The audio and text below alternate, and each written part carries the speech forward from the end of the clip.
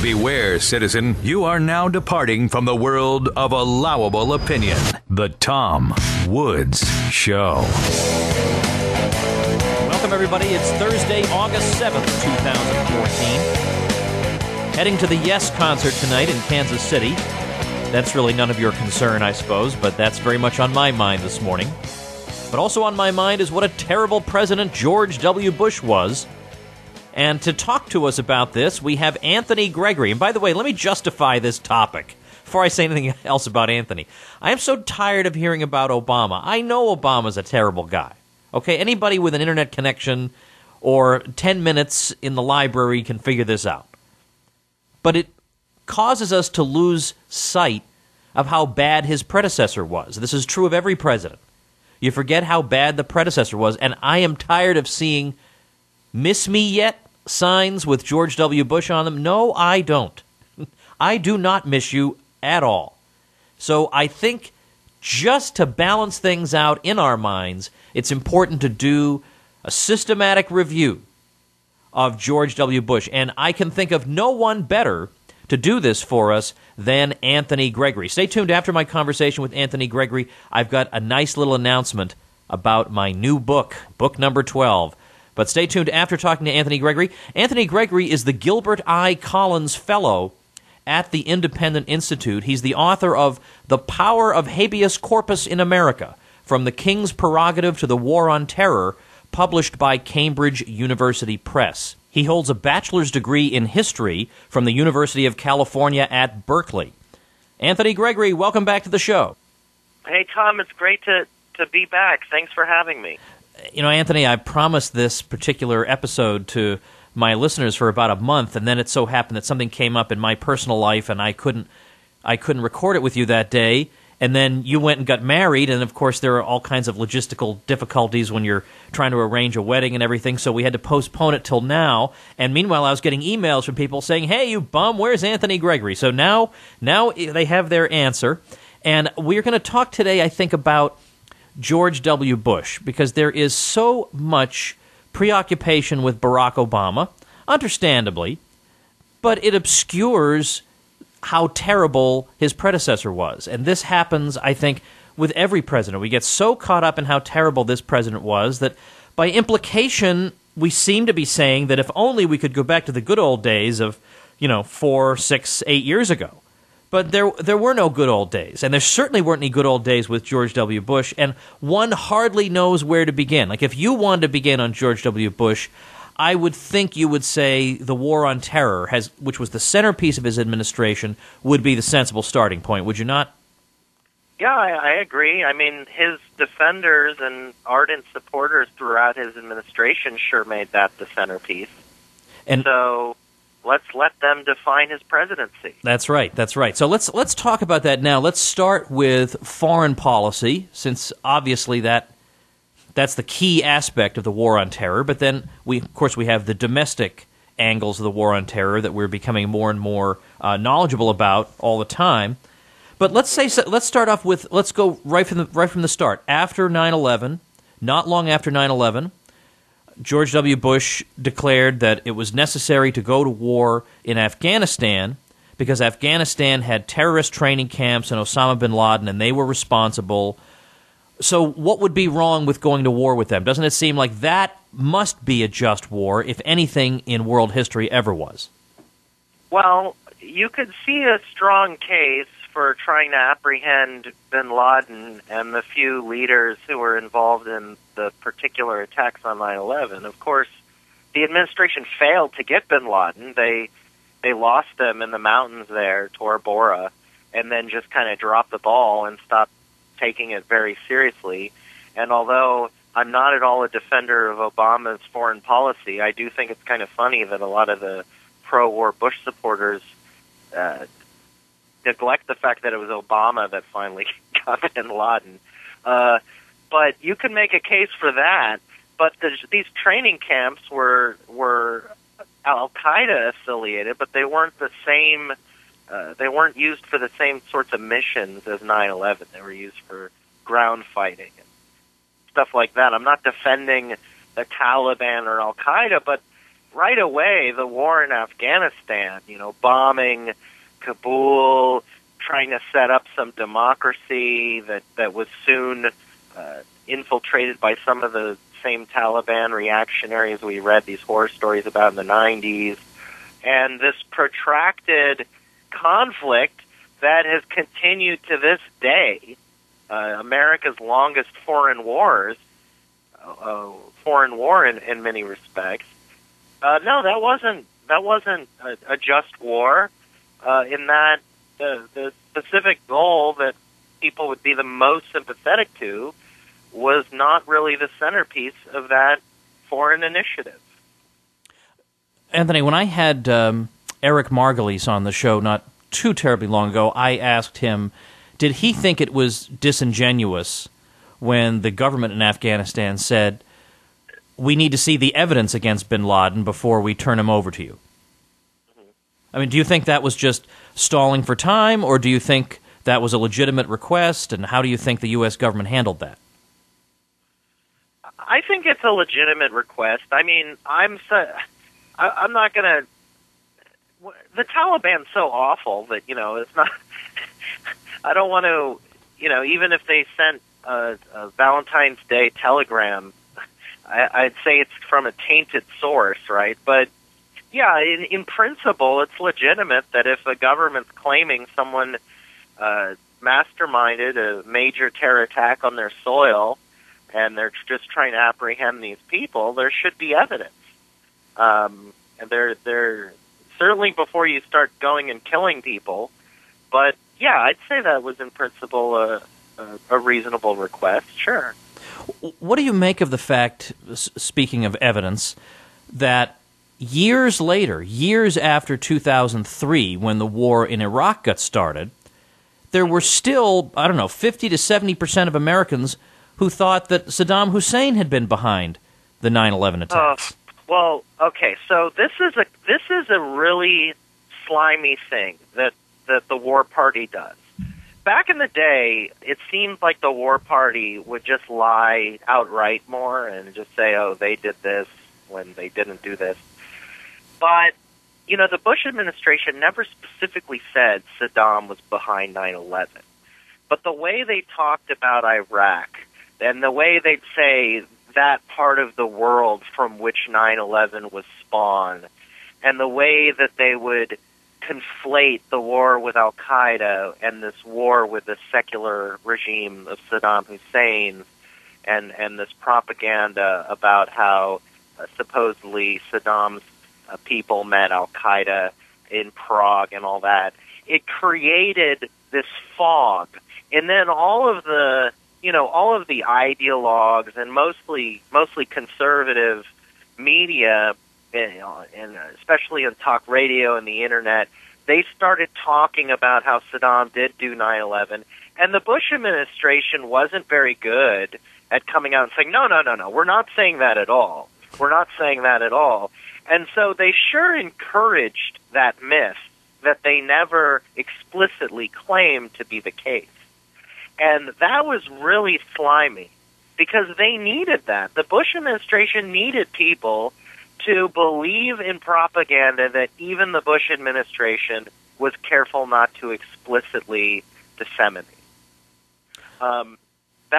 That sounds a little bit conspiratorial, but that's actually just kind of a dispassionate analysis of what happened. Because month after month, the polls showed that, right? That at times the majority of Americans thought Saddam was behind 9/11. Most of the Republicans certainly did. And the administration never went out of its way to clarify that that wasn't true. They kicked up all this dust, weapons of mass destruction. We don't want a mushroom cloud to be the smoking gun. Remember that? Yeah. We need to beware. Remember, they were telling us before the Iraq War started, oh, maybe you could put duct tape under all your doors to protect yourself from anthrax. I mean, the degree of hysteria that they encouraged in that whole slow-motion year-long run-up to the war in Iraq was gut-wrenching. And I must admit that to this day, the particular dislike I have for the Bush administration and modern conservatives, which I concede at times might bias me too much in the direction of opposing them more than the other side, a lot of it comes from the fact that during these formidable years of mine, when I was in college, I witnessed this slow-motion war propaganda campaign to go to war with a completely unrelated country, Iraq, and unleash what I believe to be one of the greatest atrocities of this century, the U.S. war in Iraq. Anthony, I remember distinctly at the time writing articles on this subject, doing what I could, which was basically nothing, to try to stop this, and actually getting emails from people saying that the reason I wrote pieces like this was that I didn't think brown people deserved or could sustain democracy, and that's really what was motivating me, was my dislike of brown people, and didn't they deserve a chance at democracy? Well, Anthony, let me ask you, didn't brown people deserve a chance at democracy? Well, better yet, I'd say brown people and all people deserve a chance at liberty, and they deserve a chance at having freedom and property rights and peace and not being killed either by their own governments or by the U.S. Army. But that was part of, I remember there was a particular strain of pro-war thought that ran along those lines, that especially if it was pushed on this democratic peace theory, that if you opposed the war, it was because you were some kind of reactionary who didn't care about the rights of foreigners. But at the same time, if you objected to bombing Baghdad, the idea was, well, you're putting the rights of foreigners over the rights of Americans not to be terrorized. This is a dynamic I've written about, this shifting rationale for war, that on the one hand, Americans must sacrifice blood and treasure for the worthy freedoms of foreigners, but on the other hand, the U.S. government has to sacrifice the lives of foreigners to defend Americans and their rights. And lo and behold, it's always the government that engages in this calculus of deciding whose rights and blood should be sacrificed on the altar of maximizing the good of the world. And lo and behold, the government often totally fails at making this calculation. And right now in Iraq and in much of the Middle East, we see Bush and the neocons' freedom dominoes tipping with some of the most horrible bloodshed in the history, in the modern history of that region.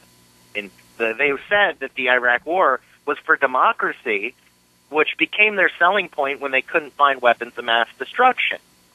At first the thing was, those Iraqis are a threat, so we got to go over there and we're going to install democracy. And then when the national defense rationale became clearly a ruse, or at least it fell through, then all of a sudden it was about the Iraqi elections. We're going to have democracy. But look at what that's yielded. Saddam Hussein was one of the most horrible butchers of the late 20th century. But the reason that the U.S. supported him was because it saw him as a break on this kind of Islamist radicalism, right? And I don't support the U.S.'s foreign policy in Iraq at all, including in its previous support for Saddam Hussein. But here we see that when you overthrow that horrible regime, the result is not a Jeffersonian Mesopotamia. The result is another sort of horrible humanitarian disaster. And, brown people, white people, yellow people, dark people, of course, all people should have liberty and peace. But the political culture and institutions in the Middle East are very problematic. And when you go in there and you kill one faction, you usually end up strengthening another. And you might think that the faction you're killing is the worst one, but often that's just because it's the one in power. And the one that rises up often becomes at least as bad or worse. Anthony, I want you to be blunt. Say what's on your mind on this question. Why is it that, given that we know that there were no weapons of mass destruction, that we know, I think, with reasonable certainty that the Bush administration didn't actually think there were, and given that they obviously are not staying up nights worried about so-called human rights around the world, then why did they do it? Why did they go after Iraq? I mean, it could be, according to the progressives, that it was about oil. I find that unpersuasive. What do you think the real reason was? Well, it's multifaceted. Some people in the administration probably did believe their own propaganda down the line. They picked weapons of mass destruction because it was it's the one everyone could agree on in terms of getting Americans on their side for the war. But of course, there's the neocons who had their long time theory going back at least to the 90s, the whole project of the New American Century of securing the Middle East, particularly for Israel, and by proxy for the United States, by encouraging democracies to rise up and replace these autocracies and Islamic regimes, Islamist regimes. There was of course Bush the second did have some particularly personal issues with Iraq that probably had to do with the frustrations of his dad going to war with Iraq and not finishing the job and then losing re-election. I think that did have a little bit to do with it. There was a lot of money to be made. I think that the oil argument was always misguided insofar as it was this theory that the U.S. just wanted to go in and steal the oil and give it to Americans for cheap. I mean, certainly oil prices don't reflect that. More interesting were the theories that some oil interests wanted to keep other oil off the market. But yeah, I think that the economic arguments or the economic impetus was secondary. I think there was an ideological desire, and I guess if you scratch the surface enough, there's a good intention there that you would have peace and freedom, and America would be protected, and Israel would be protected, and all these Arab governments, and eventually the Iranian government as well, could be liberalized. And it's a completely total. It's a fantasy to think that a government could centrally plan this sort of social revolution for 1 billion people, but it's no crazier than communism. And a lot of these neocons used to dabble in that too. So what do you expect? And interestingly enough, the neocons in the 70s and probably early 80s were more or less adopting, I don't think they realized it, but they were more or less adopting the progressive line on the Soviet Union, which was that the Soviet Union is economically quite successful and therefore, from the neocon point of view, was a huge, huge threat to the U.S. I mean, look at the statistics coming out of the Soviet Union. Now, the neocons are supposed to at least nominally believe in the free market, and yet here they are honestly believing basically what Paul Samuelson taught, which was that central planning can survive and even thrive. It's amazing how gullible they were. Well, yeah. It's funny. A lot of the same people think that the arms race bankrupted the Soviets. So I guess some planning, some spending was bad for that government. Of course, these same people don't think the arms race was bad for America. All right, let's talk about the domestic side, though, of the war on terror. I mean, we've got the TSA, we got the NSA, we got the Patriot Act. We could have a separate show on each one of these. As you survey the whole war on terror on the domestic front, what rankles you the most? What do you think is the worst outrage?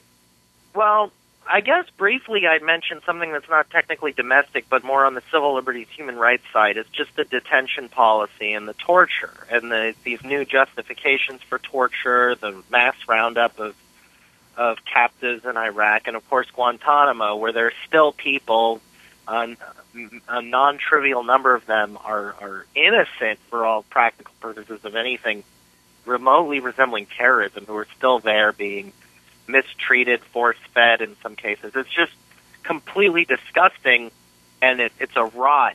If a country can have a culture as like a national culture that's somehow represented by government, I don't like that idea. But insofar as it happens, having your government rubber stamp torture is pretty terrible. But more purely domestically, although the NSA, of course, is potentially the most horrific in its power because it's a total surveillance state that Bush began to build and Obama's expanded upon. I think one thing that's kind of more symbolically representative of what Bush did to this country is the TSA. So I don't think the TSA is as big of an intrusion or violation of our dignity as some of this other stuff. But boy, a lot of these conservatives started protesting the TSA in 2009 and 10. Did you remember that? Yeah, even Mike Huckabee, I remember.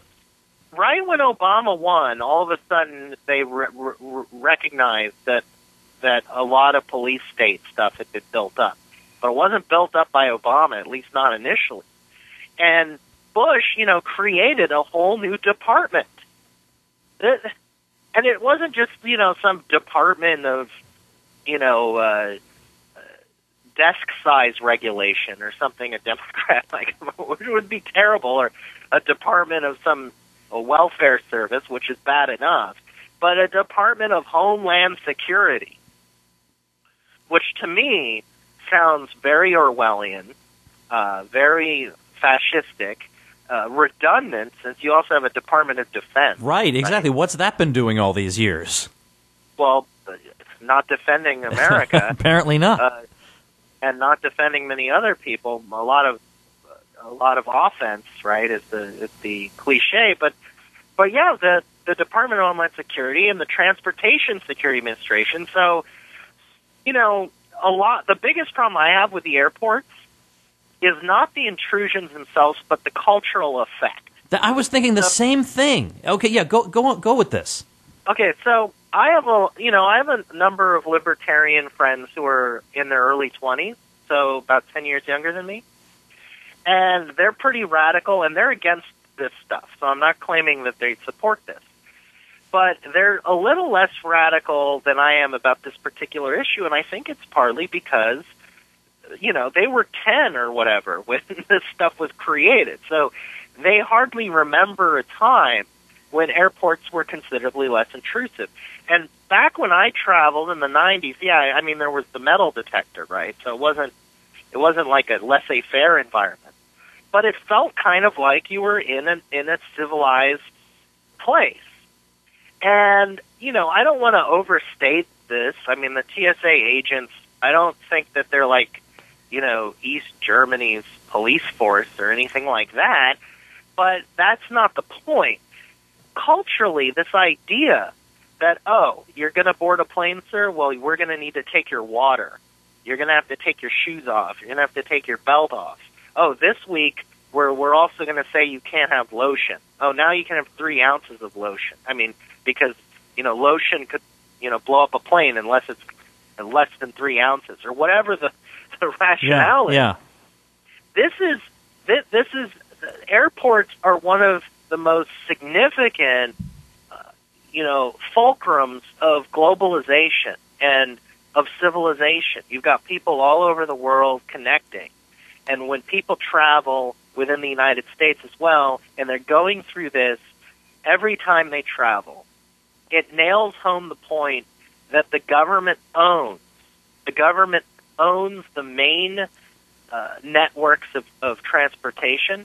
And this could just ratchet upward. I mean, eventually they'd probably want to move on to stadiums and buses and trains, and they've already done a little bit of this. But it's just the false sense of security, the fact that they get more intrusive, and maybe they'll back off a little. But I swear, in 30 years, if the trajectory continues, people are going to, have to do a full-blown strip search when they travel.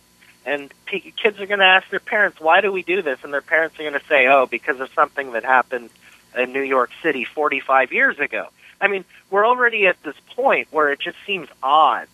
You know, I mean, usually America goes through these crises and overreacts and violates civil liberties, but the crises only last a few years, like World War I and II.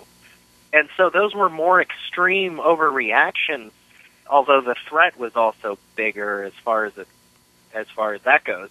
But then at least it passed. At least 1947 was a much different America from 1942, right? They closed down those internment camps in between those years, right? Right. Whereas now it's 2014 and we're still cowering as though it's 2001. We have this phenomenon now of conservatives who are saying that they miss George W. Bush, right? Miss me yet? Oh, this whole thing, right?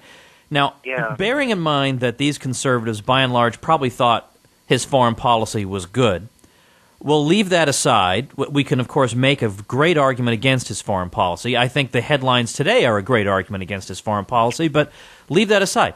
Just from the point of view of things these people are supposed to believe in, according to their own stated views, what can you say, especially in domestic affairs now, what can you say to them about George W. Bush and his record? Well, he started off with a bang with No Child Left Behind that was drafted with Ted Kennedy. He pushed through Medicare D, the largest expansion of the welfare state since the Great Society and up until Obamacare. He signed off on Sarbanes-Oxley, which was the most intrusive regulation in, the finance sector that had. The Bush administration claimed credit for the most stiff regulation since the New Deal in a fundraising letter. I still have from, I think, 2002. And then he ended his presidency signing the TARP bailouts, the biggest, the biggest giveaway of federal taxpayer money in modern memory. But one thing that I think really gets to the core here is, I really don't like Obama, but I must say that although there's 2 years left, so we don't know, we as historians, we probably won't be able to judge these things dispassionately for decades. But I still think Bush is the worst president of my lifetime. And one thing that should really get conservatives on board is what they did, what the federal government did in assisting local officials after Katrina in going door to door and confiscating personal weapons. It didn't end up being the biggest deal, but the precedent is bad. Could you imagine if Obama did that? Oh, we would never hear the end of it. Oh, Obama's terrible on this issue, on the right to bear arms, although in practice, I think Bush, between Project Safe Neighborhoods and Katrina and the gun control in Baghdad and everything, was maybe worse. But this isn't just like some tax on ammunition, as horrible and unjustified as that is. This is actually going to people's homes at a time when they most need the right to bear arms, according to conservative reasoning, right? There's looting, there's the threat of big government if you go that far in your radicalism, but there's certainly the threat of private crime, and these government officials went door to door and they seized American weapons. And this legal firearm, which is, if Obama did that, even after something worse than Katrina, you'd never see the end of the calls for impeachment, of the cries that Obama's a Maoist dictator who was born on Mars, who's come here to implement full-blown totalitarianism and, suck our bioenergy. I'm just saying it would actually go overboard. Oh, right? yeah. Oh, absolutely. But with Bush, they did this, and the NRA put out a release that basically said, yeah, he shouldn't have done that. And that was that. Yeah, that was it. It wasn't like they always draw these lines in the sand. Oh, well, if a government does this. And almost all of the stuff that they hate about Obama, Bush did. I mean, there are things Obama's done with Obamacare and Dodd-Frank and the stimulus and some of these executive orders that are particular and horrible. But I don't know. anyone who looks, and the same cuts true the other way. If you're a progressive who thinks Obama's great and Bush was terrible, that doesn't line up either. But you can't look at the Bush administration and everything he did and pushed for actively. I mean, if Obama pushed for $15 billion more in foreign aid to Africa to fight AIDS, they'd attack him. You know, if Bush's ownership society, right, where he put all of this political capital behind getting people into homes that they couldn't afford, you remember that? Yeah, of course. That had some consequences, I seem to recall.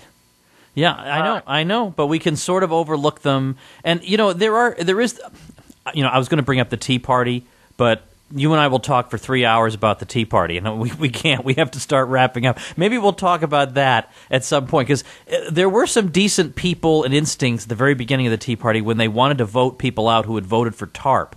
There was no establishment organization saying, let's vote out people who voted for TARP. That was just regular Americans. Now, of course, it's become a wing of the Republican Party, and they have a wink and a nod when they say, yes, this Republican wasn't very good. But it's the Democrats that they're concerned about. And the Democrats, sometimes I forget how terrible they are because I don't pay any attention to them anymore. But for heaven's sake, at this point, it should be screamingly obvious that what you are facing is a whole regime that is opposed to you. It takes two forms with their cosmetic differences, but when push comes to shove, they both support the bailouts, and they both support the wars, and they both support the expansion of the state. That should be obvious by now. I'm losing my patience with these people. Yeah, and, you know, you could come up with some arguments, and you and I have argued about angels on the head, or maybe we should say devils on the head of a pin. That's right. Many evenings and many days, but, I mean, let's be super generous and say that Bush and Obama are only 80% the same. I think that's pretty generous. Yeah.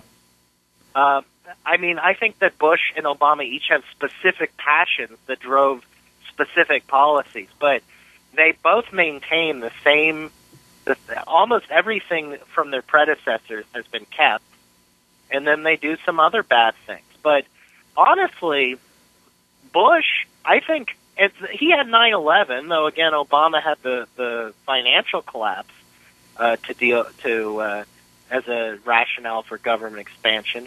But I honestly think Bush ratcheted government in a bad direction more post-Clinton than Obama has post-Bush. I was actually... Oh, yeah. I don't think that's even debatable. Yeah. I think Obama's... I mean, we're spending... Well, they're spending. They're stealing and spending like mad. But Bush's last budget was completely outrageous. It was on this... because of TARP and everything. But Bush... The character of American governance shifted more under the Bush years than today. Because I don't feel much different. I don't feel much more threatened than I did when we had these endless terror alerts. And when Fox News, also when MSNBC is the full-time pro-regime news station, it's awful, but there's some like, it's kitsch. It's awful. They're horrible. They smear people, including some of our friends. But remember when Fox News was basically Karl Rove's media center from like 2002 to 2004 or 5? Yeah. That was really frightening. A lot of people have a lot of penance to do for things that they enabled by means of that. Oh, yeah. Well, listen, Anthony, I love talking to you. It's like, when I have you on, it's like we're just on the phone talking to each other. And that's exactly what I want the show to be like. We're just talking. It's not an interviewer asking questions and so on. It's just you and me talking. I want to direct people to anthonygregory.com. I already told people about your important book on habeas corpus. And, of course, to the Independent Institute, where I'm speaking to you right now, or you're at the Independent Institute anyway, at independent.org. Anything else I should promote? No, I think that's good. All right, well, Anthony, thanks for your time. We'll have to have you on to talk about some other rotten president one of these days, or anything that in the news, anything that you're writing about, passionate about. Contact me. I want to have you back on. Okay, wonderful. Thank you, Tom. It's been a pleasure. All right, everybody, so here's my news. I finished the book. I finished it. It's incredible. A couple of months ago, I didn't even know I was going to write a book, and now I've finished it. It's called Real Dissent, A Libertarian Sets Fire to the Index Card of Allowable Opinion. And if you think that subtitle is too long, a lot of nonfiction subtitles are that long. Meltdown's subtitle was about 3 times as long. I hated that subtitle, but the marketing people at Regnery knew what they were doing. I'm self-publishing this one, just as an experiment to see how that goes. So I'll have to rely a lot more on word of mouth than I would normally have to do. I won't have a big marketing arm behind it of a major publisher. I've never tried this before, but I think it's worth doing. And I'm doing it in large part as a thanks to you guys who support the show. In fact, the dedication page reads, "To my listeners at tomwoodsradio.com." So all of you who are supporting listeners, who have joined the program at supportinglisteners.com, will be getting the Kindle edition as part of your support for the show, as a reward for the support that you've shown for the show. You can do that at supportinglisteners.com. As I keep telling you, I got a bunch of goodies set up for you guys. I'm going to be talking today to my web guy who's setting up the website where my courses for the Ron Paul homeschool program will be available a la carte, and those will also be benefits that those of you with the higher levels of support will get. My courses for the Ron Paul homeschool program are not intended for high school students alone. I teach them at a level that would not insult the intelligence of an adult who just feels like, I really need to know this stuff and I never got it, and here's your chance to do so painlessly. So check that out, supportinglisteners.com. Remember, I'll be in Nashville August 15th, nightofclarity.com. I'll be in Boise, Idaho, October 25th, so save that date on your calendar. And please, please, if you enjoyed this episode, I assure you, you'll enjoy all the episodes. So make sure and subscribe over at tomwoodsradio.com. We have links to subscribe on iTunes and Stitcher, and you won't miss a single episode. Thanks for listening, everybody. We'll see you tomorrow. The Tom Woods Show.